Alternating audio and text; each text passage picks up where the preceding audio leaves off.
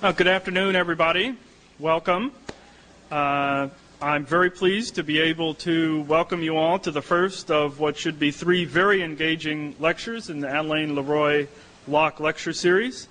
My name is Larry Bobo, and I'm the acting chair of the Department of African and African American Studies and the acting director of the Du Bois Institute.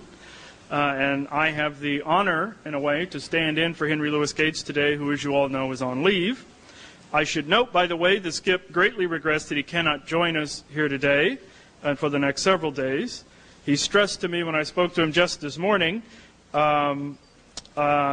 just how exceptional and gifted a writer and thinker Gerald Early is, and that he feels a great pang of regret that he cannot be here to enjoy and react to these lectures himself.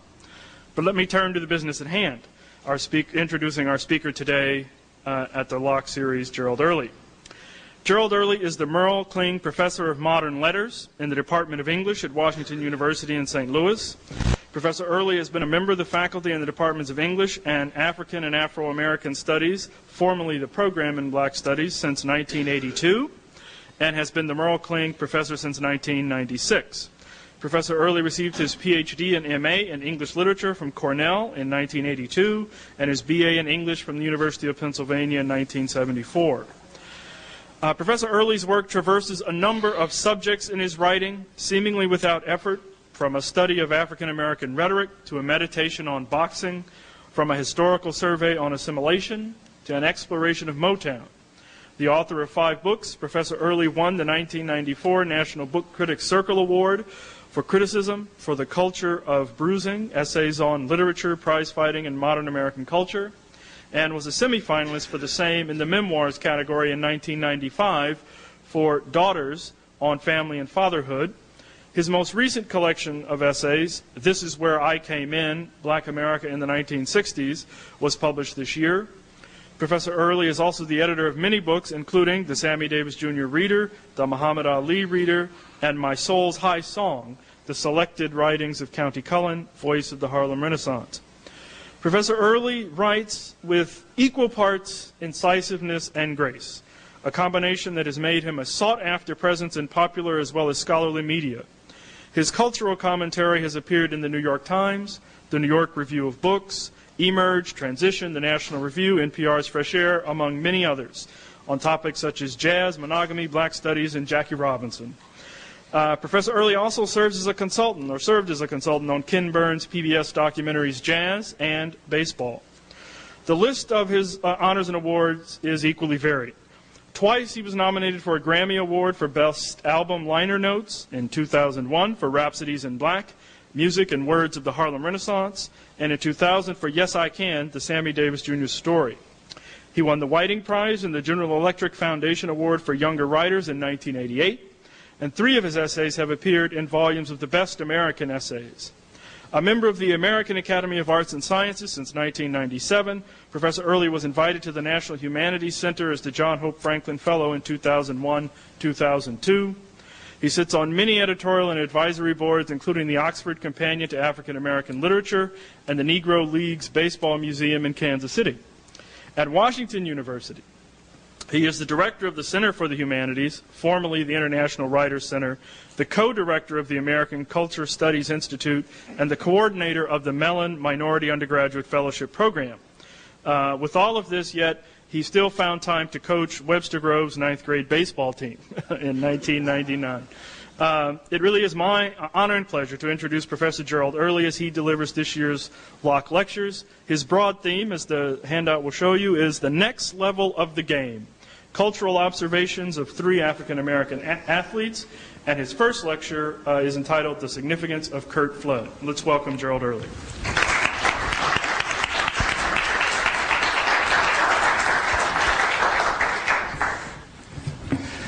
Wow, thank you very much. Man, you know, you hear somebody say, I thought I had died, you know, and you hear somebody say all that stuff about you, you say, wow, man, whoa. That's scary.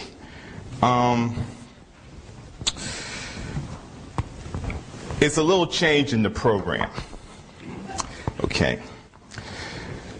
Because I know talking about sports is not a subject that brings out a lot of academics. I had a panel once at American Studies Association meeting, and I had on the panel Buck O'Neill from Negro Leagues, Ken Burns, a guy named Rob Ruck who wrote a book on black sports in Pittsburgh, David Bradley, the novelist who wrote the Chaneyville Incident. And they put it in this huge room, and people stayed away in droves. It was about baseball. The subject was baseball. It was unfortunate because Buck O'Neill was worth the price of admission. I mean, people. But I wrote another essay. I had 3 essays, but I wrote a 4th essay because I felt that I needed to kind of bring you into the subject a little differently. And I thought the one way of doing that would be to talk about something that happened very recently so you can get into it, the subject, and you would feel comfortable about talking about it. So I'm not going to read the Kurt Flood essay today. I'm going to read that another day. And I have to drop an essay out because I'm only here for 3 days. I got 4 essays. But at least I came prepared to do this. So at any rate, I'm going to read this essay today, which is on something very recent. All of you know about it. Happened just a few weeks ago. And I'm going to read this essay about that. And then, you can have discussion after I finish reading this particular essay. By now, of course, all of you have heard about the controversy involving conservative radio commentator Rush Limbaugh and Philadelphia Eagles quarterback Donovan McNabb. Limbaugh, who had been hired this season by ESPN to do commentary for their sports morning pre-game show, Sunday NFL Countdown, said on the air on Sunday, September the 28th, that he thought McNabb was overrated. That is, was given more credit for his team's success than he deserved and was overesteemed beyond what his performance on the field merited. Had Limbaugh said no more than that, the remark would have passed not quite unnoticed, for such a remark is meant to provoke some response, but certainly as nothing especially interesting to the world outside of rabid football fans, as it is virtually a commonplace in sports reporting to judge, assess, and reassess the performance and rankings of amateur and professional athletes. And it is one sure way for a commentator or a writer to get some notice for himself, if not precisely benefiting his subject, if he says that some star player is not as good as he is cracked up to be. We might try to guess why it is an important ritual in discussing sports to deflate reputations. Of course, it happens everywhere in the world of art, so why not sports? Perhaps in sports it is a form of masculine contest. Perhaps it is simply a human need to expose something that we think is phony. The emperor has no clothes syndrome. Perhaps it is envy. After all, the critic, who cannot do anything like what his subject can do, nor earn anywhere near the same money, can reduce the mighty by a mere utterance. It is the nature of public performance to generate criticism. Perhaps in the instance of sports, the intricacies, particularly in the instance of sports, the intricacies and technicalities of which seem self-evidently understandable to fans. And Rush Limbaugh was speaking for the fan, and in the guise of a passionate follower, one of the fancy, as it might have been called back in the days of bare-knuckle prize fighting. The world of sports reporting and sports evaluation for the general public relies greatly on grandiose statements of praise or harsh counter-statements of criticism that border sometimes on invective or insensitivity. In this back-and-forth swing of meta-language to invest a seemingly meaningless activity with urgency, relevance, even mythology, there is nothing unusual about a player being seen as both great and mediocre simultaneously. The sheer tension of this ambivalence about some players is part of what gives sports its energy and power, its attraction for its fans. This tension is also what makes the opinions of some sports commentators, who represent both the nosiness of the person with the inside dope and the crafted taste of the aficionado, relevant. The power of sports is all about the passion of the mind that can be evoked to make a contrived contest mean something or be worthy of someone's attention. The power of sports is precisely located in its ability to make you care about the outcome, which means you are emotionally invested, if only momentarily, in the people who create that outcome. The sports commentator serves as a facilitator to that end, to help make you care, to make success and failure, usually not so ambiguous in sports, something of the nature of a myth or epic, and also something of a moral issue. If a performer fails, has he not squandered his talents, and so in a fundamental way does not deserve to have them? Or if the talent has been exaggerated, has he not in some way committed fraud on the public, played a confidence game? Now, I use the male pronoun here because I'm talking about a guy. I don't want to offend anybody, you know, by doing that, because there are a lot of great women athletes that I admire. In fact, I thought about doing a whole thing on just women athletes, and I had thought very seriously about that, but I couldn't pull it together. I just got one of the essays done on Wilma Rudolph, but I was going to do another one on Serena Williams, and I couldn't pull it together. So that have to wait. If I get invited back up here again, I'll do those essays.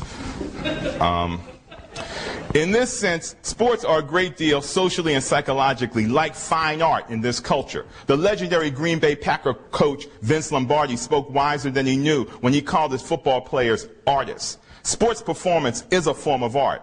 Sports are just as much contrivance, artifice, as any other art. And they say as much about what it means to be human and about what we value.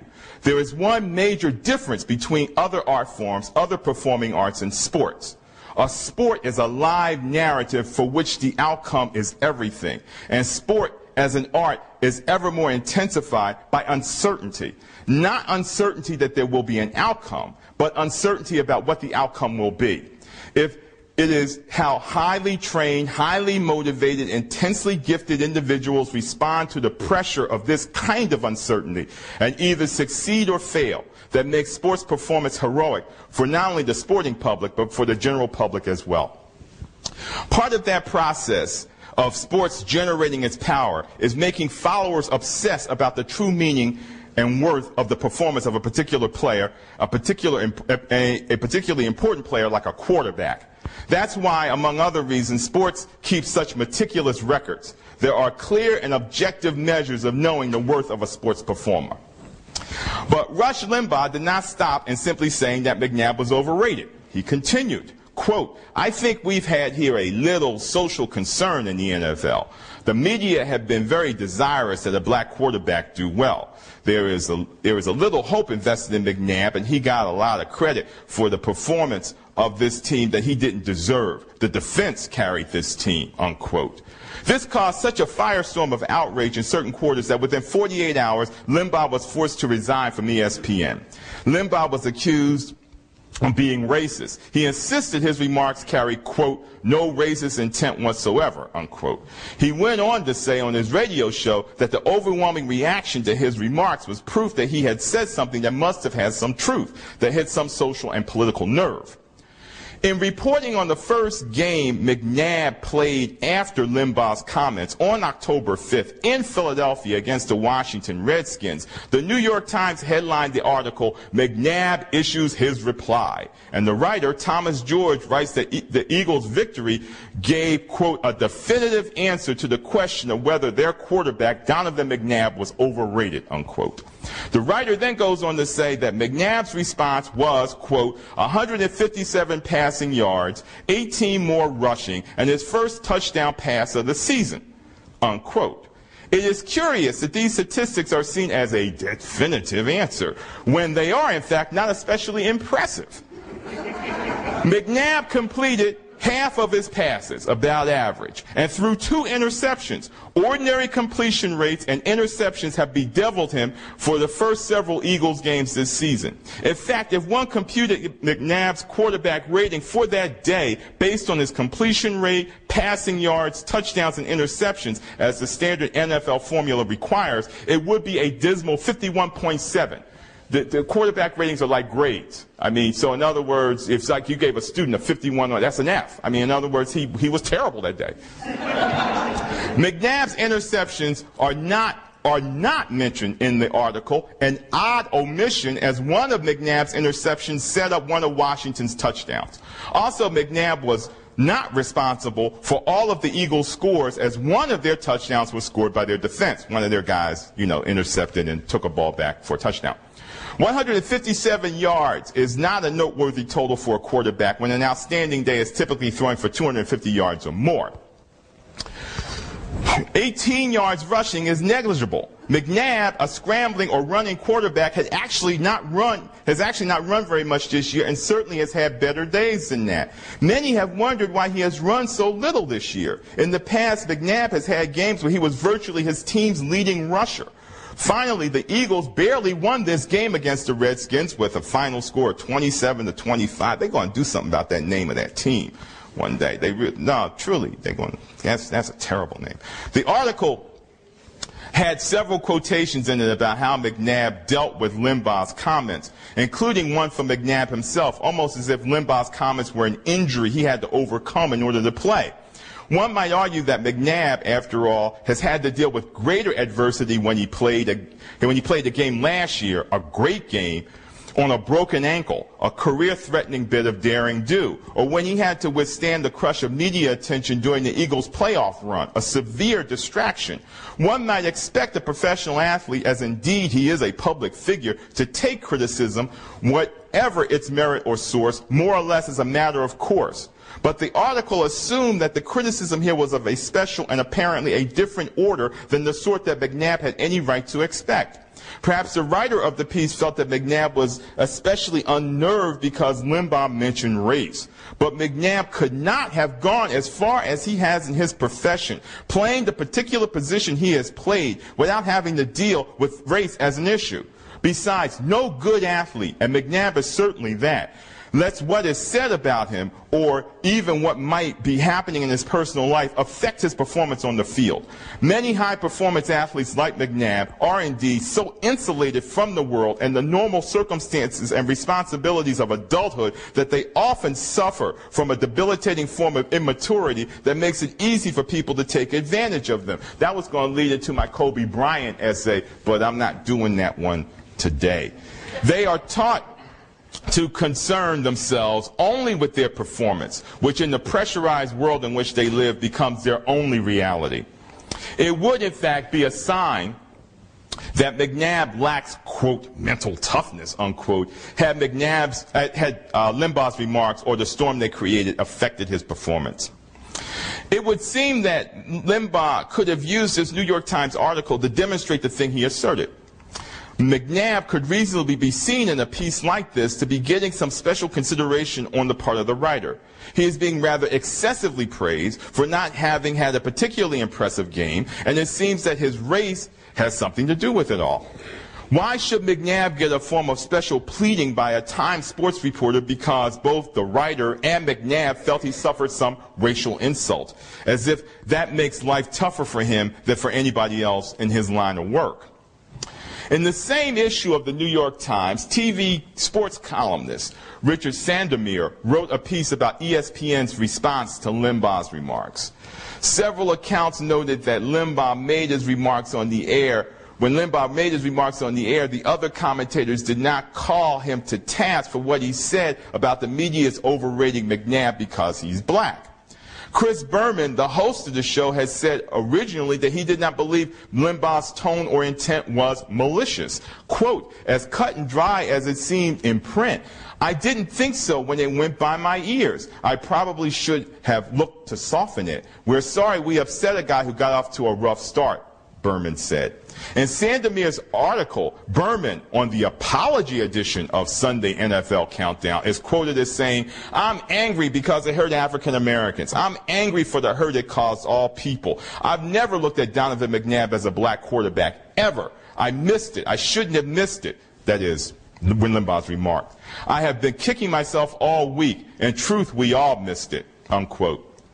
The two black commentators on the show, Tom Jackson and Michael Irvin, both former NFL players, were pointing out in news pieces about the incident for not responding to Limbaugh. As Sandomir wrote, quote, Tom Jackson, who is the program's senior analyst and who is black, took the brunt of criticism for not rebutting Limbaugh, unquote. Jackson is quoted as saying, quote, "It was not our decision to have Rush Limbaugh on this show," unquote. He said Limbaugh, quote, "broke the trust," unquote, he had promised to honor when he was hired, when he injected social commentary into the program. Sandomir then goes on to say that the show's executives needed to apologize as well. Quote, "Where was George Bodenheimer, the president of ESPN, or Mark Shapiro, the executive vice president, who has led the company's headlong leap into entertainment? Undoubtedly, Limbaugh's hiring was done for entertainment's sake, to get some writers to take notice of the program outside of the sports realm. It is reasonable to assume that ESPN believed people would tune in to find out what wacky thing Limbaugh would say next," unquote. This all seems rather strange for Sandomir to write. I was rather under the impression that professional football was, in fact, entertainment. So how could ESPN be taking a headlong leap into entertainment? I thought ESPN was nothing but entertainment. And it seems curious to me to hire someone like Rush Limbaugh, a noted conservative polemicist and political observer, to add entertainment to an entertainment show. Of course, one could argue that all radio talk shows, from Doctors Joy Brown and Laura Schlesinger to Rush Limbaugh and Tavis Smiley, are forms of entertainment, and that would not be untrue. But they are also something else besides. Limbaugh's show is the highest rated talk radio show in the country, having an audience that is nearly 3 times larger than his nearest competitor. ESPN doubtless hoped that some of those people would tune in, but not to hear, quote, what wacky thing Limbaugh would say next, unquote, but rather what insight he would bring to the show, as his audience is apt to hold Limbaugh's opinion and to respect his judgment.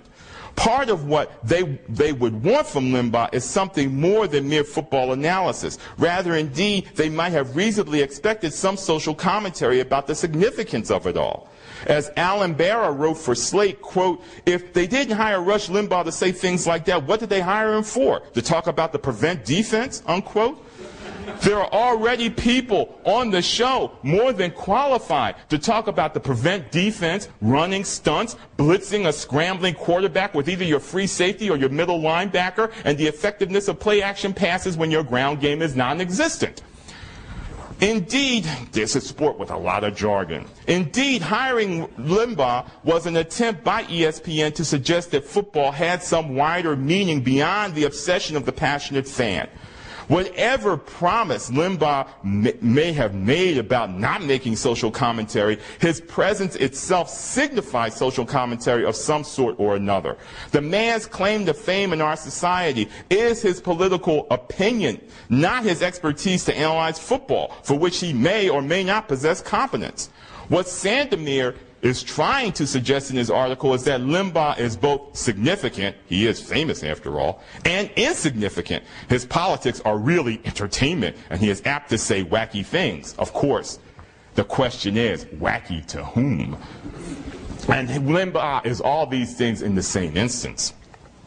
But his politics are not just entertainment, for if they were, people, including 2 Democratic presidential candidates, would not have reacted so fiercely to what he said. To be sure, Limbaugh almost certainly did not make the remarks to be mere entertainment. It seemed odd also that the 2 black commentators on the show had been pointed out in several news articles as deserving special censure because they did not challenge Limbaugh when he spoke, did not, to use the parlance of the street, come to the aid of a stricken brother, if McNabb can be so characterized.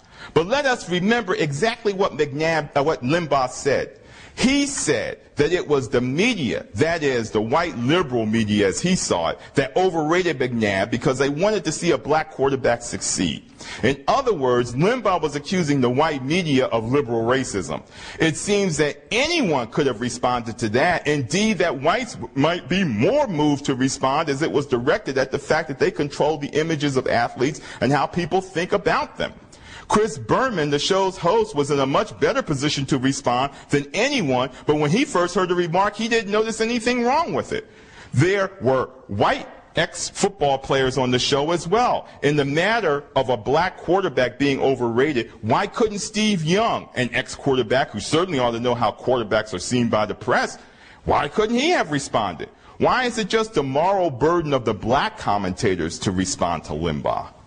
Of course, many white sports writers did take the bait and respond, such as the St. Louis Post-Dispatch sports editor Bernie Miklas on October 2nd. Thought I'd throw in, my local contacts here, who agreed with Limbaugh that McNabb is overrated, but that race had nothing to do with it.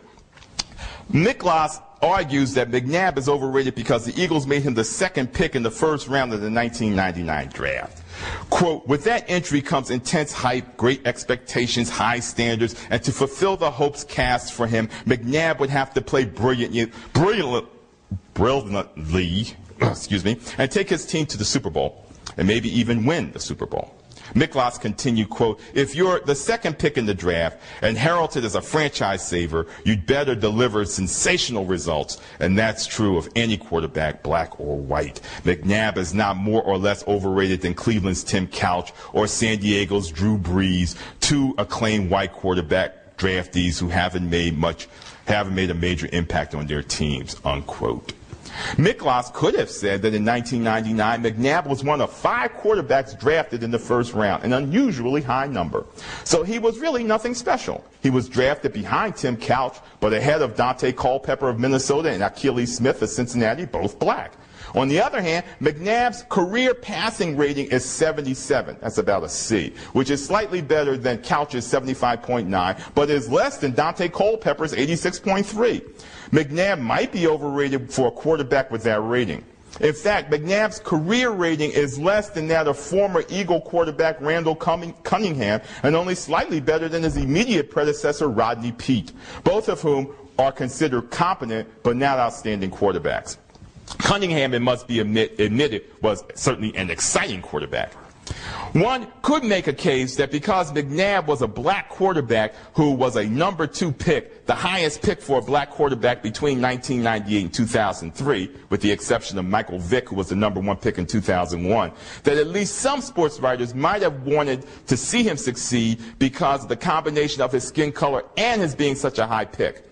But did they want him to succeed more than Steve McNair, the black quarterback of the Tennessee Titans, who was the number 3 pick in the 1995 draft, and who in fact has had a better career than Donovan McNabb? Is there evidence that McNair, who played in the Super Bowl in 2000 against the St. Louis Rams and nearly pulled out a win, was being pushed as much by the white press as McNabb?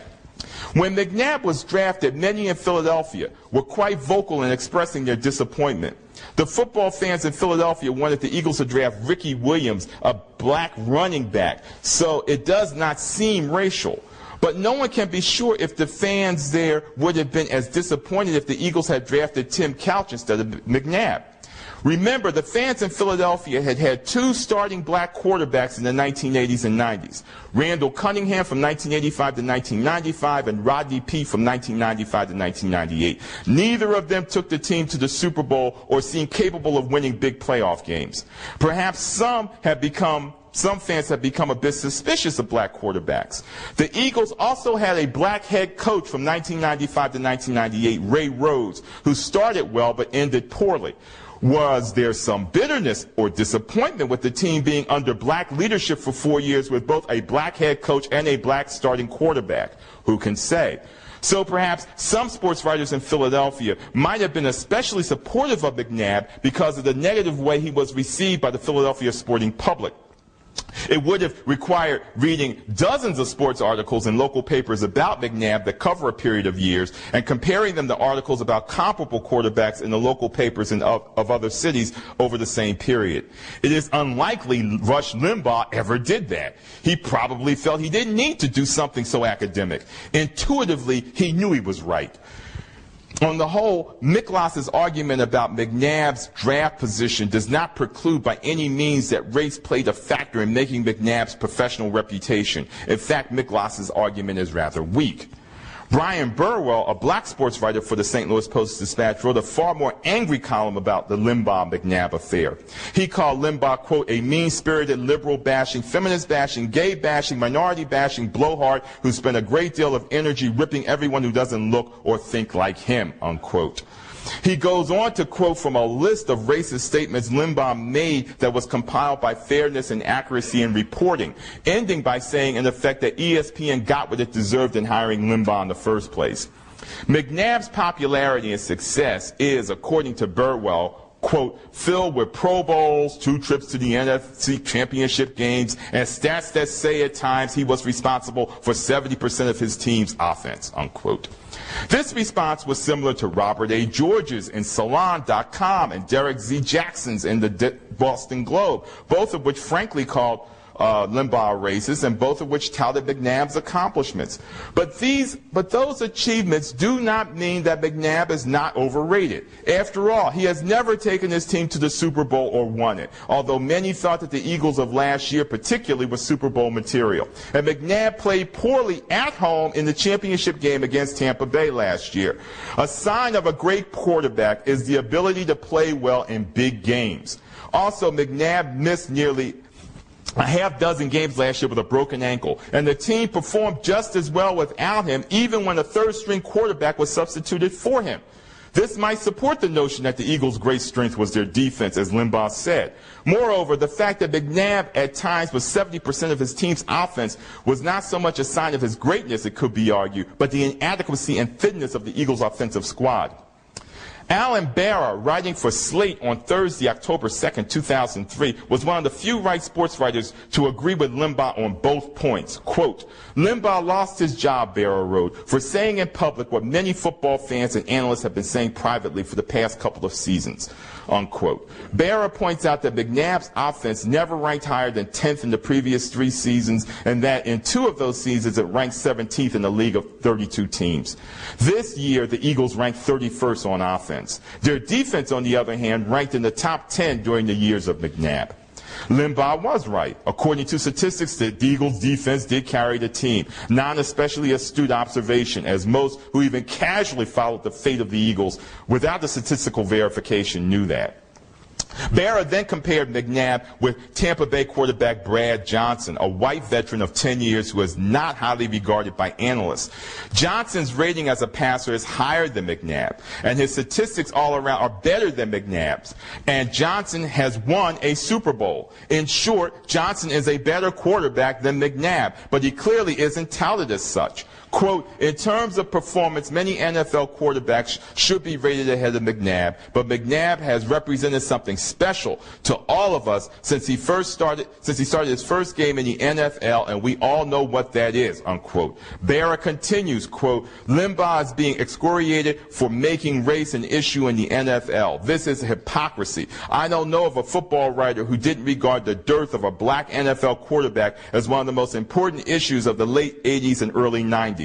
This topic really caught fire after 1988 when Doug Williams of the Washington Redskins became the first black quarterback to win a Super Bowl. So far, no black quarterback has been able to dominate a league in which the majority of the players are black. To pretend that many of us didn't want McNabb to be the best quarterback in the NFL because he's black is absurd. To say that we shouldn't root for a quarterback to win because he is black is every bit as nonsensical as to say that we shouldn't have rooted for Jackie Robinson to succeed because he was black, unquote. Which leads to the question, were these same white sports writers led to tout Steve McNair, who came into the league 4 years before McNabb? Were they led to tout Andre Ware, a black quarterback for Detroit, who was the seventh pick in the first round of the 1990 draft? Or were they merely interested in McNabb? If so, why just McNabb? If not, were these other black quarterbacks as overrated as McNabb? Are all black quarterbacks overrated as a general rule? But Barra does not take up this issue. In any case, despite this cheerleading from some white sports writers, it would be reasonable to think that some did not want black quarterbacks to succeed for fear that they would completely remove any white presence from the field. It can be assumed that coaches and team owners did not start using black quarterbacks about a little less than 1/3 of the teams in the NFL have starting black quarterbacks. As some sort of social experiment. One can assume that they started to use them because they felt they could win games with them.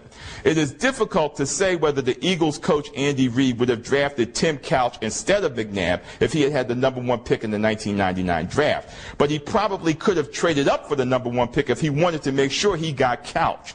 It would be safe to say that Reid thought he could win more games with McNabb. But perhaps Reid did think he could win more games because McNabb is black and has more, as it is said, pure athleticism than a white quarterback. After all, that is why no one finds any whites who play cornerback in the NFL, nor will there be any movement to bring them back to that position. On the other hand, there are virtually no blacks who are place kickers or punters in the NFL. Why is that? Perhaps there is interest in black quarterbacks because since so many of the players on the average football team are black, over 70%, it might make sense to have a black quarterback as well. He might relate to the other players better, although there has been no evidence that this is true and that black offensive players would relate better to a black quarterback. There is no evidence of that. But even that reason would still be largely driven by the desire to win and by the need for a certain type of efficiency, a powerful buzzword in pro football, as it is, of course, in the world of business and the military.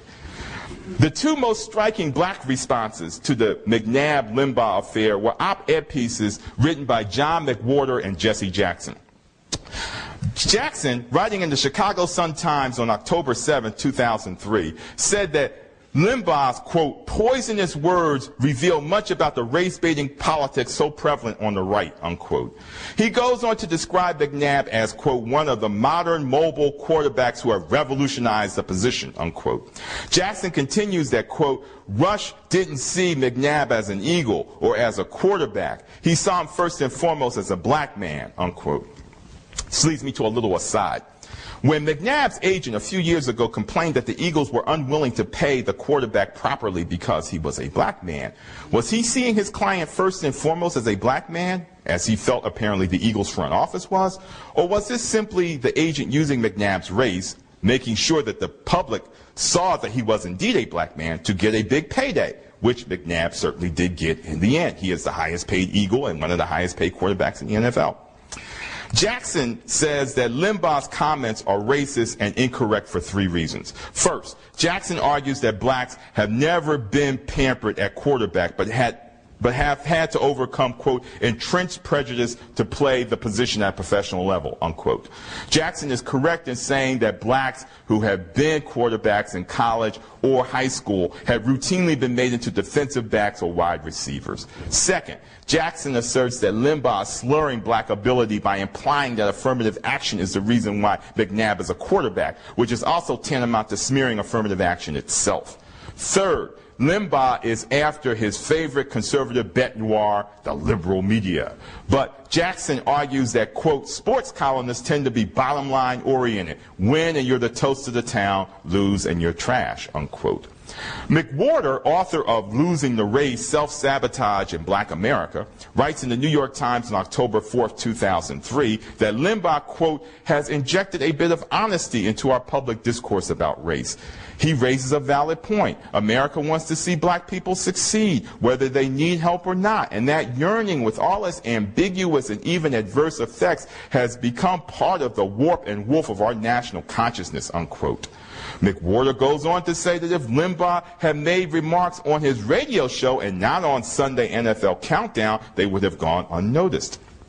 McWhorter continues, quote, Limbaugh's mention of the possibility that McNabb is overrated because of his skin color is not racist in the least. Limbaugh certainly didn't claim that black people are not good at sports. That'd be a tough one to defend. Nor did he link his unenthusiastic view of McNabb's talents to his being black. He simply stated his view that the broader evaluation of McNabb is filtered through relief and joy that a black person is a quarterback for a professional football team, unquote. McWhorter then takes up the issue of affirmative action, which he says, quote, has tended to crudely use skin color alone as a proxy for disadvantage, unquote. While McWhorter says that Limbaugh's view is hardly, quote, unassailable, unquote, pointing out that we have not moved past race as a society, quote, hardly condemns Limbaugh as a benighted bigot, unquote. It is interesting that both McWhorter and Jackson brought the entire controversy down to their own views of affirmative action. Jackson, a staunch defender, McWhorter, a great deal more ambivalent and skeptical about it, if not completely opposed to it. The irony is that if there was one area in American life where the issue of racial preference or affirmative action did not compromise the presence of blacks, it was sports. There might be an affirmative action issue involving the hiring of more blacks for coaching and front office jobs in sports, but there was never any question about special consideration on the field. If there was one area where blacks were able to compete with whites without question, it was sports.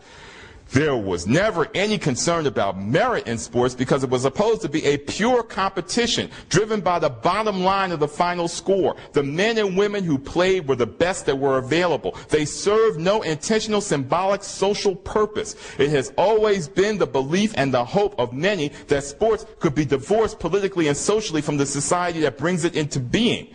That it could indeed be pure entertainment, a view that itself is culturally driven, a bourgeois hope that sports could be escapist and unburdened by the reality of how success and privilege are constructed in the United States, or constructed anywhere else for that matter. Sports, in this way, did not represent social neutrality as much as it represented a kind of social objectivity, the ideal way a meritocracy would work. But this belies the fact that sports have been seen by its followers, communists, fascists, liberals, conservatives around the world, as possessing political and social significance. After all, to profess that something like sports have no social significance is itself socially significant as a belief. Rather, it is commonly believed that sports have a self-evident ideology of virtue and discipline that empowers a politics of virtue and discipline. And this made sports highly appealing and dramatic.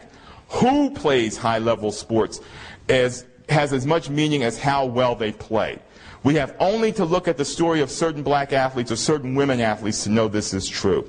So therefore, if we are to grant that sports have social and political significance, it is as a form or sign of progress, of how things are getting better and more democratic as demographic shifts occur in who is performing certain economically important high-level sports.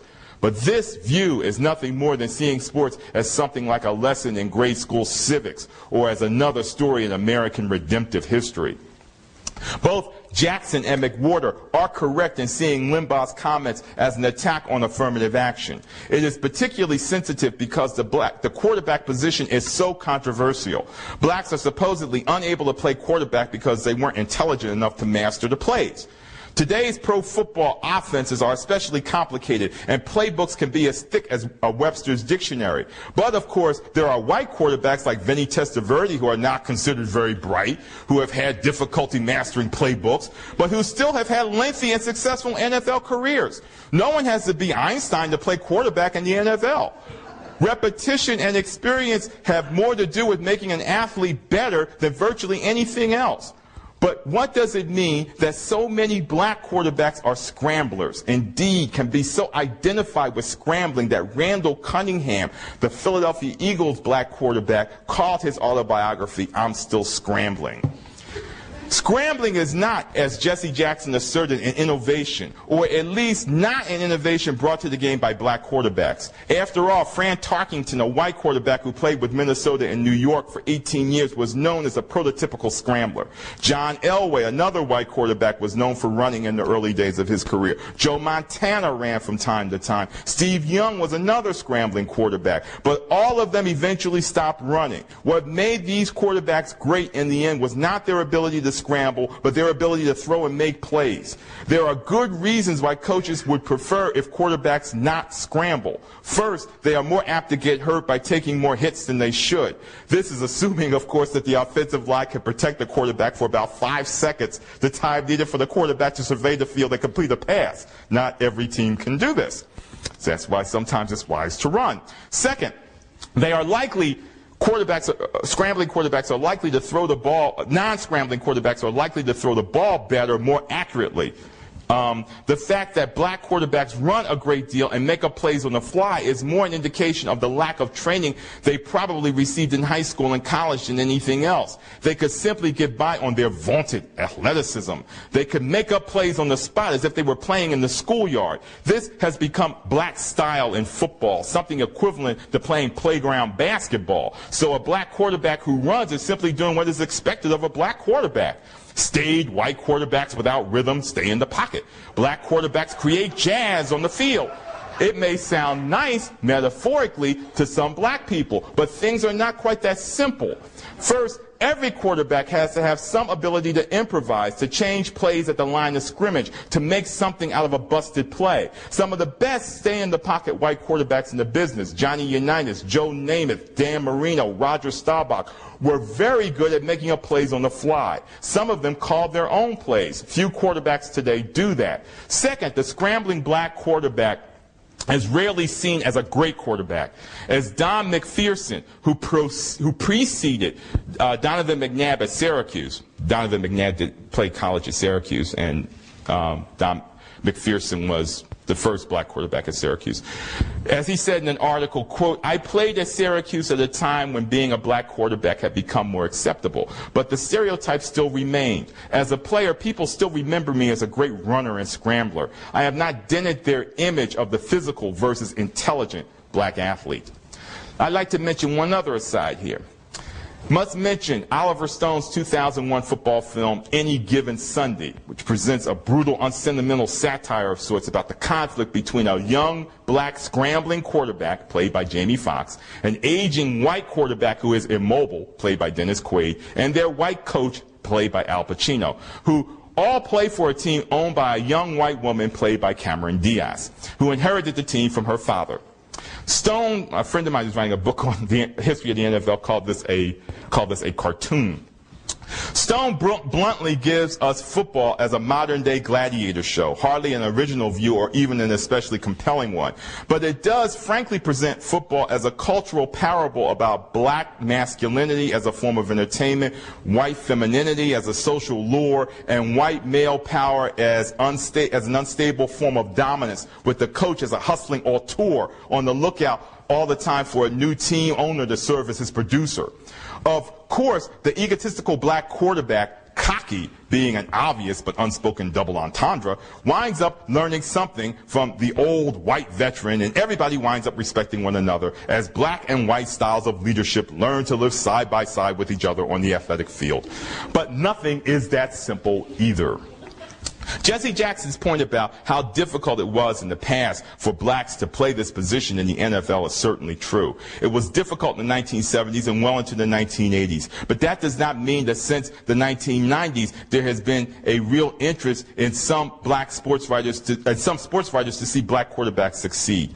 Certainly no one can say that blacks must perform at a superhuman level these days to keep the position of quarterback. Rodney Peete, Jeff Blake, and Tony Banks are average black quarterbacks who are managing to stay in the NFL and who have been starters for most of their careers. So today it cannot even be claimed that a black quarterback has to be twice as good as a white one to get the job. Jackson is right that Limbaugh means to use affirmative action as a slur.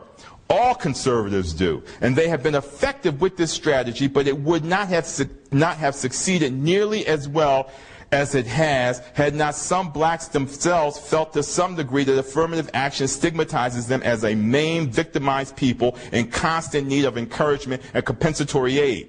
Affirmative action might be making up for a past of unfairness and mistreatment, but who really wants to be the poster child for deprivation and a past burdened with insult and injury? That fact cannot be escaped if we are to understand why affirmative action exists as a social policy, built both on victimhood and on the half-hearted acknowledgement of a social and political crime. The problem with affirmative action is that it blends the lowliness of political patronage with the high-mindedness of justice. Jackson wrote in his piece, quote, "Once African Americans or Latinos are allowed to compete, they do just fine," unquote. But this is terribly simplistic and does not address the fundamental question of the nature of the competition or the epistemology of competition itself, both of which are attacked by leftists like Jackson when it's convenient for them to do so, and not without reason. Everything is not just fine when people are allowed to compete. For advocates of affirmative action, the policy itself is of limited utility in just allowing people to compete. There must be assurances that some will succeed. For what the advocates of affirmative action desire most, and this seems sensible if one understands that the rewards of a society are not distributed accidentally or fairly or to those who most deserve them, is a result. What they want is a result that would have obtained if racism had never existed. Since no one knows what that result would have been, one can only push for the maximum number, the greatest diversity that can possibly be gotten. That is why affirmative action as a spoils game does not ever produce satisfaction for those who benefit from it, but simply breeds a psychic and political restlessness and the demand for more. Jackson's last point about Limbaugh's obsession with the liberal media is well taken, in that Limbaugh himself is proof that conservatives certainly have access to the airwaves and the print. Also, it is true, as many liberals have pointed out, that no one is as left as Limbaugh is right is on the air.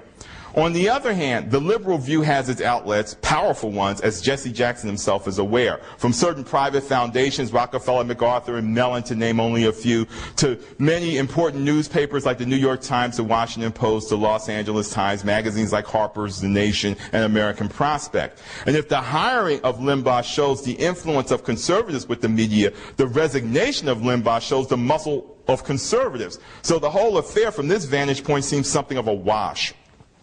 John McWhorter's skepticism about affirmative action shapes his remarks.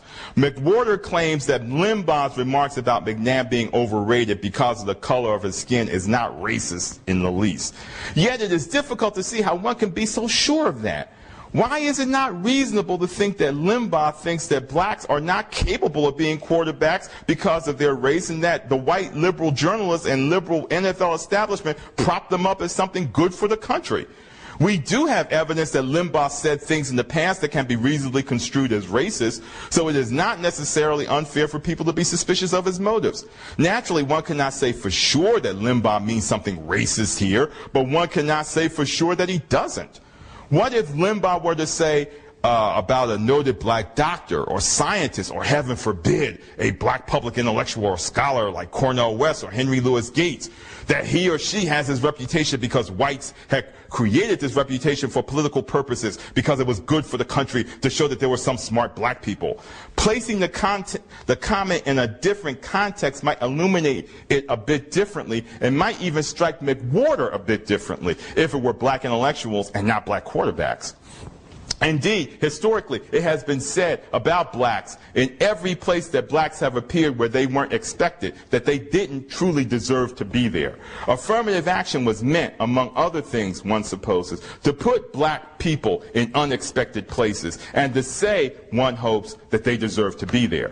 For those who dislike affirmative action, it seems only to have placed black people in unexpected places, only to be more suspect than they were before. And even if what Limbaugh says is true, why is it bad? What harm has been done to anyone, including McNabb, or to professional football, if he is indeed overrated because of his race? Is it likely to do bad things to the psyche of black people? Maybe, if one feels stigmatized by affirmative action, but black people were horribly stigmatized in this country before affirmative action. Affirmative action can hardly be stigmatizing them worse than they were before, since it's operating on the basic assumption, affirmative action, that they have something valuable to contribute to the society in which they live. Is it likely to do something bad to the psyche of whites? Maybe, but since they are likely to think whatever they are going to think ideologically when they see a black person in a place where he or she is not expected, why worry about it? Nothing can change the reality of that black person's presence, no matter what anybody thinks.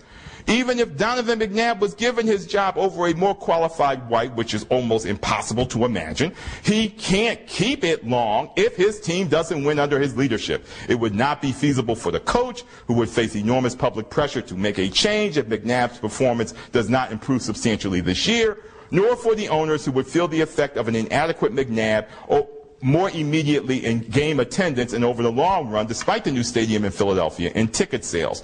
No black person in sports can be overesteemed indefinitely if he occupies or she occupies a key job that somebody can do better. Few black athletes indeed are overesteemed as it is, since by and large blacks are overachievers in the sports in which they have any sort of public profile. There is, for instance, no question that blacks have attained a standard of excellence in playing football that is remarkable, indeed unmatched by any other racial or ethnic group in the United States. The problem seems to be that no one knows quite how to take that. So, why is this overrating stuff bad? After all, didn't most people, as bearers say, want Jackie Robinson to succeed because of his race? Was his success tainted because of that? Well, perhaps it was. Dodger Vice President and General Manager Branch Rickey, who signed Robinson, wrote in his book, The American Diamond, about Robinson's election to the Baseball Hall of Fame in 1962, quote, "The baseball writers of America elected him to the Hall of Fame on merit. It is unfair to them and without due honor to Robinson to say that the vote was determined by color," unquote. Rickey wouldn't have written that if there was not some fairly persistent belief in many quarters that Robinson was elected to the Hall of Fame because he was the first black player, or because of the conditions he had to endure and the pressure he had to bear in order to play. Yet even if race played a role in Robinson's election to the Hall of Fame, why is that bad? Perhaps race should have played a role, as it was clearly affected his career as an athlete. So how bad can it be to overesteem someone? How can anyone be sure in many instances if any particular person is being overrated anyway? Casual fans will not care in the end, and passionate fans will know and can debate it, something that sports fans love to do. So, specifically, how is it bad? Perhaps it means that whites can continue to exercise a certain kind of superiority over blacks by indeed constructing and deconstructing them, as the sports promotion and media industry do. But is it the only way blacks can be made visible in the culture, that the same machinery that makes whites mythological can now make blacks mythological too? We might call it the grandiose language of entertainment criticism in the public sphere. Isn't the whole business of the overestimation of Donovan McNabb not even a real problem worthy of public attention? The answer to that is yes and no. Of course the answer is no. Black people and the American public generally have many more important matters to deal with. This is obvious. Black male incarceration rates, the rising tide of AIDS among black people, the problems with schools, problems with high rates of out of wedlock births and so forth. But that is only one answer. There may be a social science concern that overesteeming Donovan McNabb would be one more reason for young blacks to consider a sports career, apparently something that the black community has something like mixed feelings about. In the March-April 2000 issue of Society, black sociologist Harry Edwards wrote about, indeed rather personified this ambivalence in his essay, The Crisis of the Black Athlete on the Eve of the 21st Century, where he begins the article by speaking about his long-standing opposition to the black community's preoccupation with sports as a career route for its young people, particularly young males. It has made people think that blacks are genetically predisposed to sports and conversely intellectually deficient. And it has drained both talent and institutions from the black community by moving people into sports disproportionately and away from fields like law, medicine, politics, and the like. I have found this view problematic for two reasons. First, black religious tradition, from the Nation of Islam to black cults like Bishop Johnson, Daddy Grace, and the like, to black mainstream religious expressions like Baptist and Methodist denominations, have all condemned popular culture and have never supported or encouraged sports as a career or professional pursuit. Second, it is not necessarily the case that blacks who pursue becoming athletes would have become doctors or lawyers if they had been directed in another way. The pursuit of a high-level athletic career is akin to becoming a professional dancer or concert musician. Would a dancer or concert musician redirected become a doctor or a lawyer or simply a frustrated person? Whenever the concerns about the original thesis, Edwards actually argues just the opposite in his essay. Things have become so bad in the black community, and the presence of blacks in high-level sports have become so threatened by the NCAA Propositions 48 and 42 that blacks must reassert an interest in sports. Quote, far from de-emphasizing or abandoning sports or simply allowing our involvement to wane, black people must now more than ever intelligently, constructively, and proactively pursue sports involvement. Today it is desirable, even necessary, that black youth, that black youth and black society as a whole continue to harbor dreams of achieving excellence in sports. There is much to be learned and gained from both the challenges of sports competition and the experiences of meeting those challenges, unquote.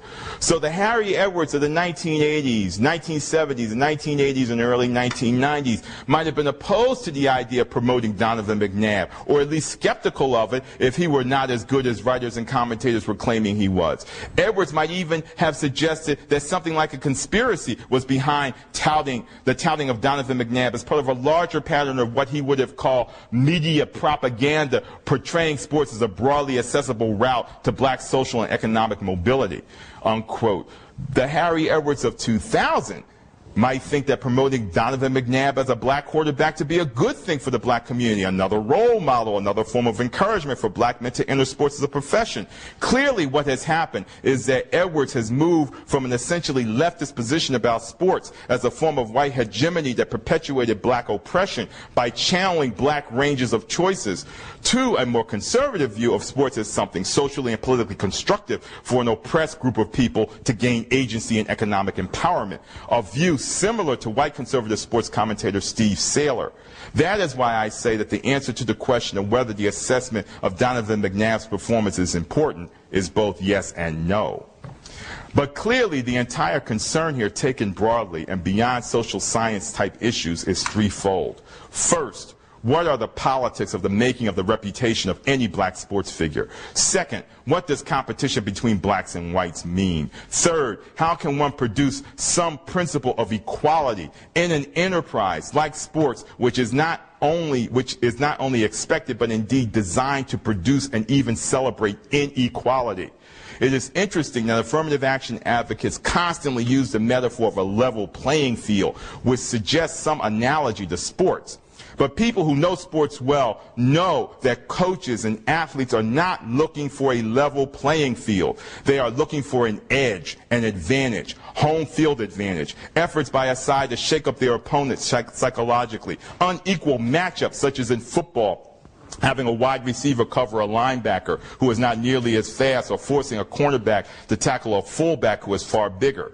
I once coached a boys' baseball team, and before our first playoff game, the coach of the opposing team forced all my players to have their shoes examined by the umpires to make sure they weren't wearing metal cleats. He didn't do this because he was afraid that some of my players might be wearing metal cleats. He knew they weren't because we had played 2 games against each other earlier in the season. And there was never a problem with this issue. He did this to shake up my boys and to make me mad, to gain an edge. It may have worked because his team won the game. Intimidation is essential in sports performance. Hockey, the most physically demanding of all team sports, is also all about intimidation. But other sports have their share of it as well, from the below-the-rim battles in basketball to the brushback pitch in baseball. What else is the doping crisis in track and field, or the general problem of drug taking in high-level sports, but people seeking to create an unlevel playing field? Why are so many prize fights mismatches? Why was Sammy Sosa using a cork bat? Why do some baseball pitchers doctor baseballs? Why are there such problems with college recruiting? Why is there so much cheating in sports? You win in high-level sports competition, in most sports competition, by taking advantage, every advantage you can of your opponent. Everyone understands that all are playing under the same rules, but it is the stress and pressure of that realization that makes everyone seek an edge, because no one likes the uncertainty of equality, its meaninglessness. For the whole point of the competition is winning, which grants meaning. And we all know what winning is: the definitive, seductive dramatization of an unequal outcome. Thank you.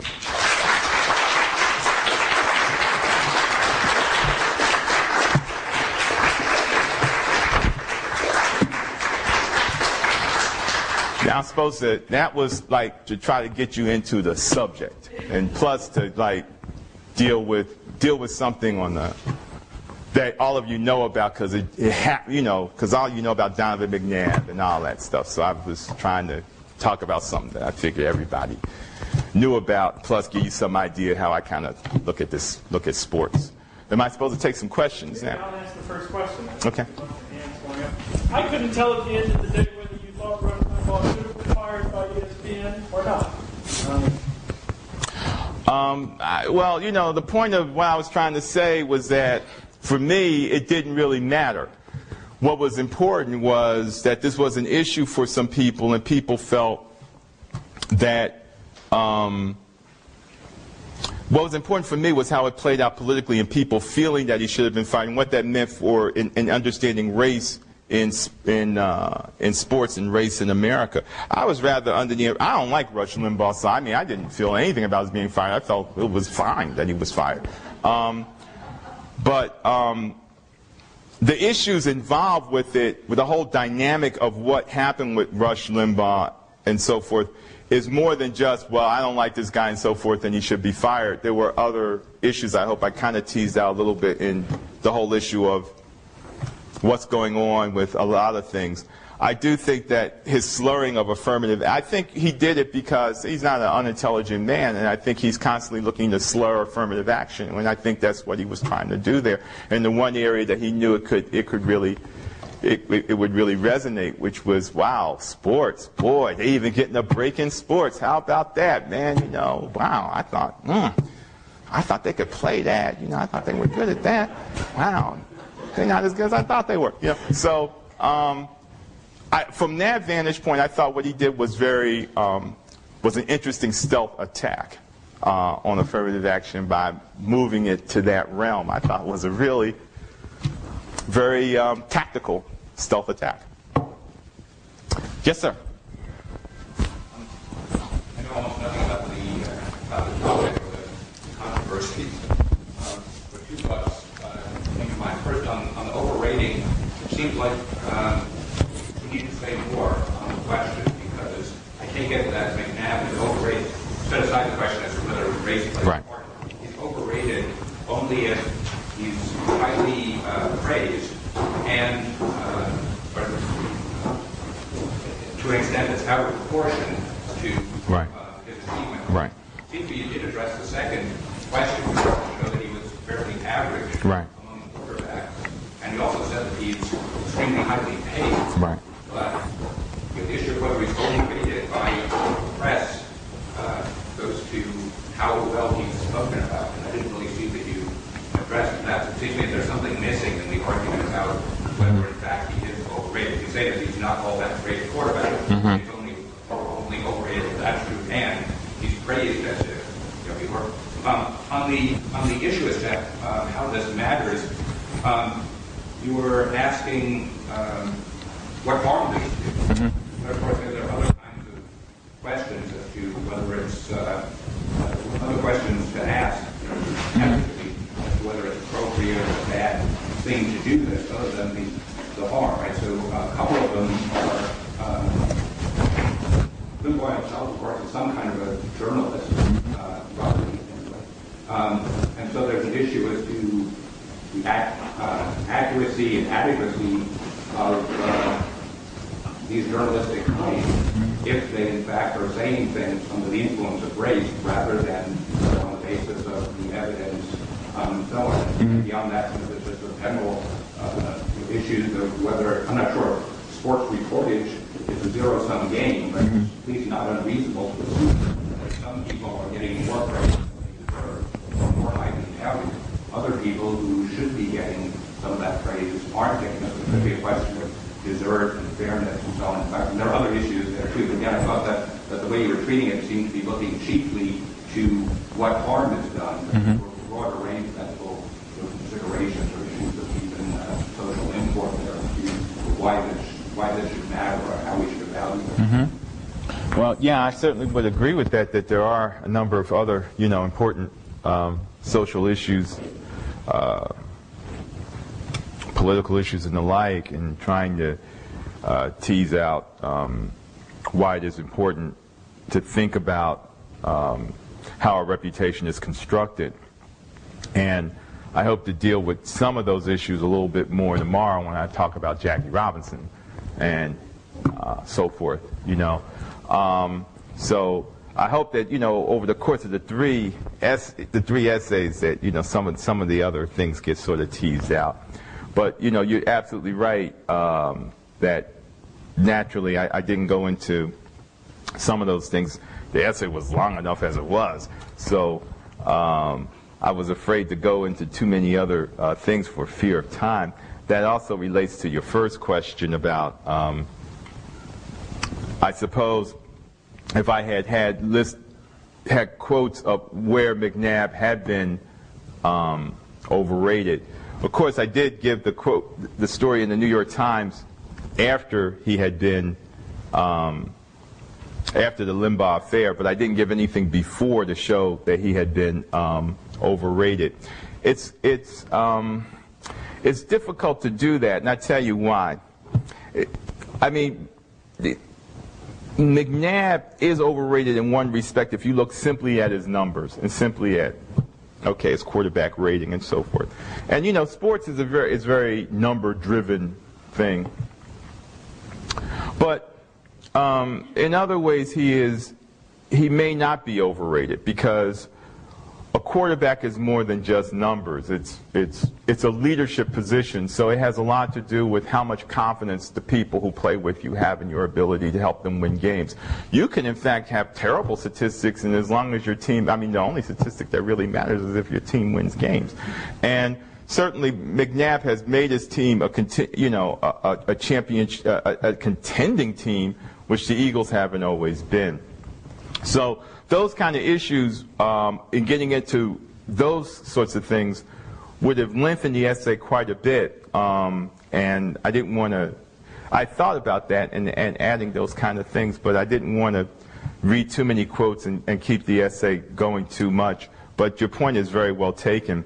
When I revise the essay, I will add a little bit more. I'll probably add a couple of footnotes so people can go and say, okay, you want to see what people said about McNabb before, go see blah, blah, blah, blah, blah. I added a footnote. Yes? I'm glad you made that clarification because I haven't followed pro football very much this year. But in previous years, like last year and the year before, I would occasionally tune in to Monday Night Football, and I was always impressed with McNabb's leadership on the field. He had a sort of charismatic presence. You know, people feared him, teams feared him. And he may have had a relatively low quarterback rating, but in fact, he was a winning quarterback. Right, he was a winning quarterback. So he could win. You know, he would make plays that would eventually result in victory, despite the fact that the statistics weren't all that impressive. Right. And so I'm working out on my Nordic tracks, and I'm watching CNN. And I vowed that I wasn't going to watch CNN because they hired them off in the first place. They gave him a platform. He's no longer speaking to 20 million right-wing true believers. He's now addressing broader audiences so he can peddle his hatred, you know, putting it very strongly. So I'm watching this, and I'm listening to his comments. And I said, I don't believe this. I mean, this is incredible. I'm reacting this way because of my impression, my view of McNabb based on, my following football the previous 2 years. So I don't think it is the case that he's overrated. I think people are still thinking about the history of McNabb and the impact he has had on professional football, getting his team in the playoffs, being selected to the Pro Bowl, and so on. All that indicates to me that he's a star, and he's having a bad year this year. Yes. And to say he's overrated just by focusing on this year, which is the impression I sort of got listening to Limbaugh, made me conclude, therefore, that Limbaugh had this hidden agenda, pushing this racial thing, distorting the image of McNabb to get across his conservative view. And I was elated when he was fired. And it embarrassed CNN. Yes, it did. Now they're going to think twice before they do something like this. I would hope they would. And I think that this is the reason this got all that attention, because of the polarizing figure that Limbaugh is, and he was in this position, and people reacted to it. I don't know if some less polarizing figure, someone who hasn't really generated a lot of hatred among many Americans like myself, would have, reacted to those similar comments. Well, your point is certainly well taken, and in doing this lecture, I just simply looked at one dimension about how a quarterback is looked at statistically. And those statistics are important because quarterbacks are ranked, and they're ranked according to those statistics. But if you go to the NFL website, they will warn you that you shouldn't judge a quarterback's performance just by those numbers. And you're absolutely right. And as I was saying, has a lot to do with leadership, has a lot to do with the confidence you have in the person. McNabb is like a lot of great quarterbacks, or a lot of really good quarterbacks. He is a charismatic figure. I mean, good quarterbacks seem to be that way. There's a certain kind of command that he has about himself. And, so that he's had a lot of success in his career. And the Eagles, after all, even though they were a good team last year, they still had some holes and they still had some problems. And so, you don't, it isn't entirely McNabb's fault that the team has not gone to the Super Bowl as some people may have thought the team should. On the other hand, on games that are really key, important games, in the playoffs, McNabb has not shown the ability to really play, to really do really well in a really key game. So some people might measure greatness in that way, if you can do really well in a really key game. But I agree with you. There certainly is no question that McNabb is a fine quarterback. He is. I only wanted to make the case about his being overrated in this regard, and not to get into my opinion or to get into other kinds of things about what would constitute performance with a quarterback. But McNabb is one of the better, is one of the better people in his profession, one of the top people. He's an elite player. I mean, there's no question about that. He's an elite, despite the statistics. He's an elite player. Yes. I'm really fascinated by the context and the conditions of a power play that gets a Rush Limbaugh fired. And I say this because I think it's much broader than sports. There are so many places, especially in these conservative times, when black people are put down, so to speak. Negative comments are made, and yet there is no retribution. But interestingly, there are certain contexts and specific types of conditions where they happen. So they happen to Rush Limbaugh, but then if you think back a few years, they happened to Jimmy the Greek, who was praising black athletes, not putting them down, praising them, and then doing his historical reasoning that this was derived from slavery. So of course that got him out. But then you've got Trent Lott, who praises his wannabe president, Strom Thurmond, and then that's a power play by those who recognize what the meaning of it is, and so he gets fired. I mean, it's interesting to me how within the United States, there just seems to be certain moments when racial insults on the symbolic public scene can be addressed or redressed so visibly, when in fact on a regular basis the insults go on and on and on, and under those conditions nothing happens. Well, that's very true, and one of the reasons for my constructing this particular essay was that I thought it brought together a lot of different kinds of issues. Larger than athletics. I mean, I was hoping that my talk, that you saw that it was, the implications in the talk were larger than just athletics.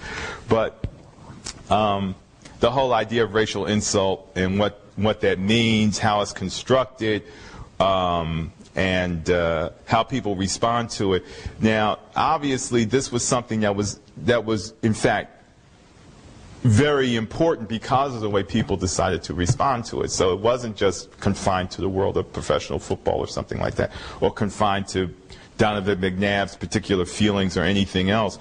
It was it was a larger set of issues involved in it, and I think it had a lot to do with who said it and the form that he said it, as Professor Wilson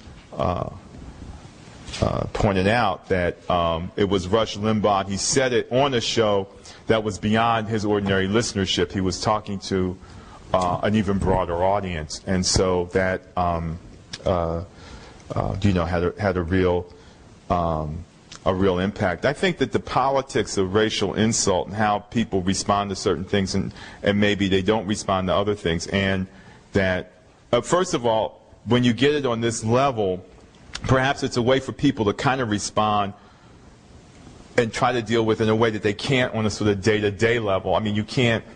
Here's a way to kind of attack it, and maybe it's a good way for people to kind of energize themselves and move when you can do it in a highly symbolic way and in a way that gets a lot of press and a lot of discussion. Okay, you know, I've been on talk radio, sports radio programs, and you might get some anonymous white caller calling in who says something like this. I mean, so there's nothing you could do. You just say, oh, well, that's just, you know, this nutty white person calling and saying this. But you can really make a point, and maybe you can do something if you, with Rush Limbaugh. And the other thing is, which I think is very good, I mean, I think the firing of Limbaugh is very good in the sense that you're giving people a message that a certain kind of discourse is not going to be tolerated in the public sphere, which I think is, that's a very good message. I mean, hey, man, we're not bringing this here. I mean, you know, so I think that's a very good message. And the fact he had to pay for it in that way, I think was very appropriate. So I think the idea of attacking racial insult in this kind of symbolic public way is I think, often very useful. I thought it was very interesting that McWhorter wrote a piece in the New York Times where he defended Limbaugh. I thought that was he was the only black person. Also, by the way, right. The hypothetical piece you wrote about Cornel West and Henry Louis Gates, but it was in the Wall Street Journal. Yes. Oh, well, really, I didn't know that. Wow, I gotta read that. Oh my, whoa, I gotta make an adjustment in that part of. Yeah, I didn't know about that. Yes. You said that no one likes the uncertainty of equality. You mentioned Sammy Sosa, and you said it's a fact that you use the quote fact. Mm-hmm. I'm interested in both of those statements. Okay. As a coach statement. Mm-hmm. I also like. Well, I mean, there isn't any question you use the court. That's a fact. I mean, it's only a question of whether you intentionally use the court back, but there's no question you use one. Okay, I take that. But first statement, I think that there are a lot of people who exactly want to test themselves against other people based on absolute equality. On the one hand, they want an edge, but it's not because they want an edge. They want to begin and end up with it. So that. Also, I'd be interested in speculation, maybe for on the role that indenture played Flood challenging. Oh, I do my Kurt Flood thing the day after tomorrow, which I will talk about that quite extensively. So I'll just, you know, that's a little teaser, you know. So I'll talk about that then. About Sammy Sosa, I do not mean to. The way I said that, I'm sure it made it seem as though I was accusing Sammy Sosa of cheating. But the only thing I was really saying was, well, yeah, that's true. He was. Yeah, that's true. You're cheating if you use the cork bat. Right, he said he didn't intentionally, he didn't mean to use the...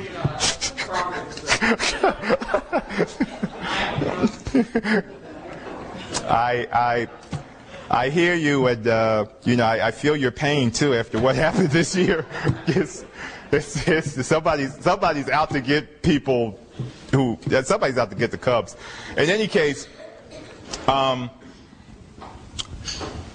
fact of the matter is that whether Sosa used the bat intentionally or not, and one can make a case either way that he might have used the bat intentionally or he didn't. I don't know. I mean, guys, have a lot of bats. On the other hand, they kind of know the bats that they're legit bats or the ones that aren't legit bats. So, but I give him the benefit of the doubt and say, okay, he didn't know what he was doing, whatever.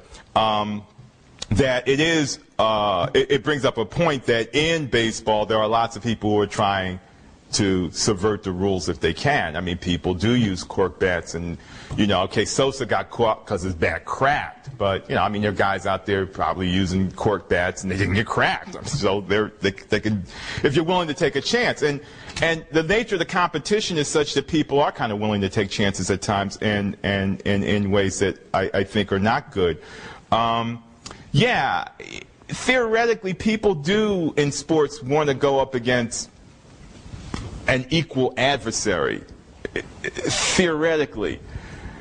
But having coached for a couple years, kids, that's really not how it's played on the ground. People aren't really looking to be equal. People, you're going up against some people and they're looking to sort of be superior. I mean, they're really looking for an edge. They're really looking for a way to take advantage of you. I mean, I've had all sorts. I mean, I can't tell you. I mean, you'd be amazed. These kids are young that I coach. They're 13, 14 years old, and you would think,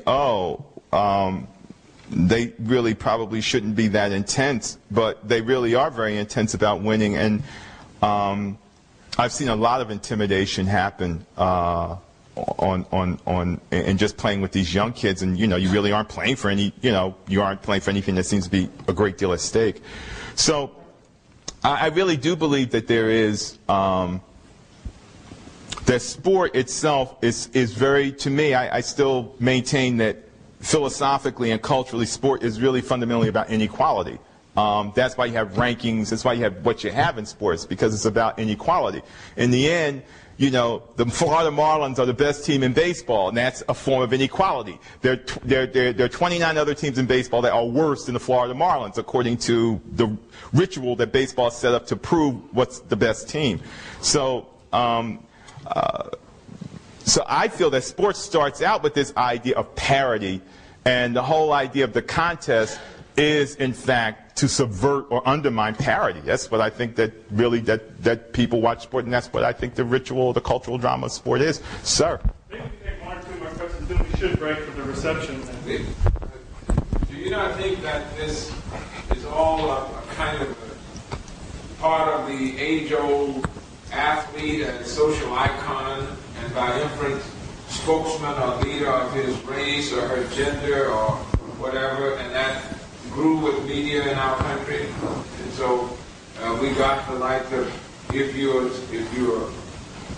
against OJ, you're one politics. If you're supportive, you're another. If you believe Kobe, it is somehow because of how media have focused on and lifted up these athletes and made them into social icons that this response to Limbaugh is a little part of that. Oh yes, no question about that. I get into that more tomorrow with my essay on Jackie Robinson about the whole business about the very point that you raised. But there's no question that athletes are special. High-performance athletes are special people, and we're attracted to them because, as we are to any group of people who have single-mindedly pursued a certain kind of goal of excellence. You cannot do what these people are unbelievably good at what they do. Even people, when you see a professional football player on the field who isn't even that good, he is so much better than you could ever hope to be in anything that you do. I mean, it's just incredible how good those people are at what they do. But of course, they're doing a rather narrow set of things, and but that pursuit of excellence and the achievement of that excellence has a kind of attraction in much the same way many of us may be attracted to an artist or something like that. But I get more into that discussion tomorrow when I talk about Jackie Robinson. Yes? The late Kurt Flood, I have a lot of admiration for. Yes. He was one of your peers on the Ken Burns video. Yes, he was. However, he didn't win the case like he did when he went before the British Supreme Court. And many of the superstar athletes today in Major League Baseball barely know who he is, even though he was the one who wound up opening the door for their free agency, regardless of the color of their skin. Can you say something about parity, P-A-R-I-T-Y, with regard to Curt Flood's struggle? Well, I'm going to be talking about Curt Flood in 2 days. I don't want to tip too much of what I would say. I don't think he got into any trouble. You don't think I'm sorry, you don't think... Unlike Kobe Bryant or O.J. Simpson. Oh, well, Curt Flood was a hero. I mean, he was a personal hero of mine. He stood up for something he believed in, and he believed in something that was good. I mean, he believed in his right as a person to be able to sell his labor to whoever he wanted to sell it to. Sports, I mean, among other things, leagues tend to operate as cartels. They're monopolies. I mean, Major League Baseball is a monopoly. I mean, they're not 5 other companies out there called, have professional baseball and compete with major. I mean, it's a controlled monopoly. And he stood up. It takes a lot of, first of all, the man had played for 12 years in Major League Baseball. He was vested, had a pension, all this sort of stuff.